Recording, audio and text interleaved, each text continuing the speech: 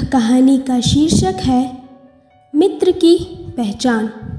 तो बात एक जंगल की है, जहाँ जंगल का राजा शेर खान और उसकी रानी सुनहरी रहते थे। वहाँ अन्य जानवर उनकी प्रजा थी, जिनकी राजा और रानी देखभाल करते थे। शेर खान बहुत दयालु राजा था और सुनहरी एक चतुर रानी थी। एक दिन शेर खान ने रानी को आदेश दिया, जाओ, हमारे लिए आज कुछ खास भोजन की व्यवस्था करो। सुनहरी ने कहा, महाराज, आप आज क्या खाना चाहते हैं? राजा ने बोला, मुझे आज पीले मधुर पके हुए आम खाने हैं। सुनहरी अपने महाराज की आज्ञा का पालन करने के लिए जंगल की ओर आम ढूंढने निकल पड़ी, परंतु आम के फल बहुत ऊंचाई पर होने के कारण हताश होकर वापस आ गई। उसने राजा से कहा, महाराज, मैं फल को देख तो सकी पर पकड़ ना पाई। राजा हताश हो गया। इतने में एक मौजी नाम का बंदर वहाँ आ गया, जो उनकी बातें कान लगाकर सुन रहा था। स्वभाव से वह बंदर कपटी और स्वार्थी था। उसने राजा के साथ अपने मतलब और स्वार्थ की पूर्ति के लिए दोस्ती करनी चाहिए। वह पेड़ पर से उतरा और बोला, प्रणाम राजन, यदि आपकी आज्ञा हो तो मैं आपको मीठे मीठे फल लाकर दे सकता हूँ। राजा ने प्रश्न पूछते हुए कहा, आप मेरे लिए ये तकलीफ क्यों लेंगे?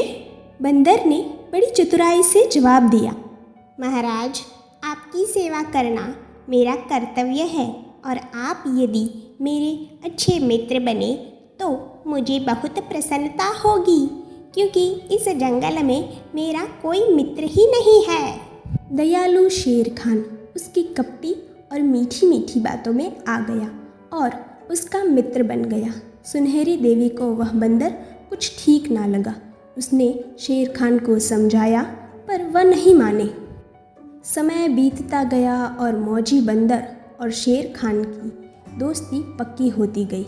मौजी रोज शेर खान को मीठे एवं स्वादिष्ट फल ला के देता था। एक दिन शेर खान ने उससे प्रभावित होकर बंदर को जंगल का सेनापति घोषित कर दिया।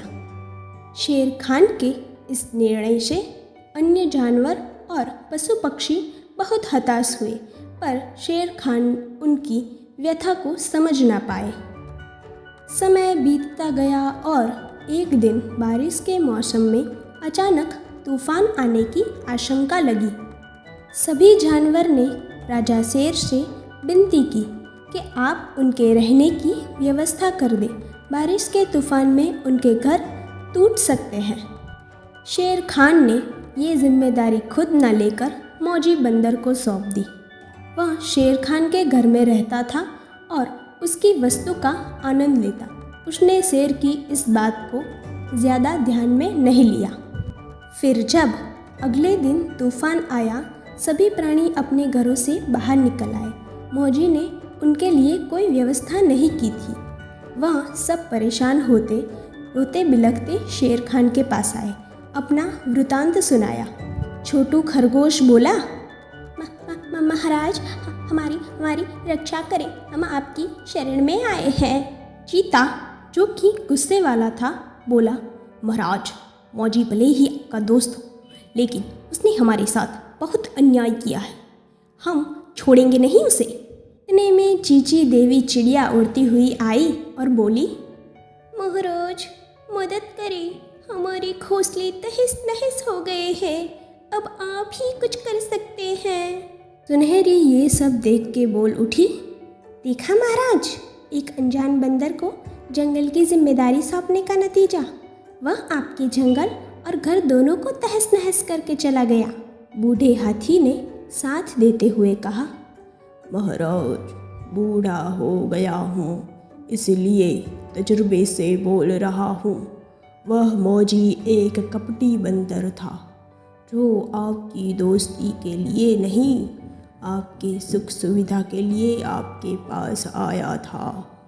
सबकी बातें सुनकर शेर को उसकी गलती का एहसास हुआ। उसने सबसे माफ़ी मांगी, पर वह हताश होकर बोलने लगा कि अब मैं आप सबके रहने की सुविधा कैसे करूं? सुनहरी ने कहा, चिंतित न हो महाराज, मैंने इनके लिए घरों की सुविधा अपनी गुफा में कर रखी है।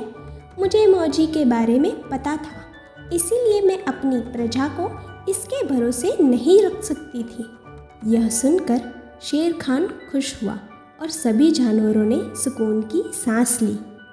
शेर खान ने सुनहरी का शुक्रिया किया और मौजी बंदर को जंगल में कभी न घुसने देने की सज़ा सुनाई। यह कहानी हमें सीख देती है कि गलत लोगों की संगत ही नहीं, गलत दोस्ती भी हमारी बर्बादी का कारण बन सकती है।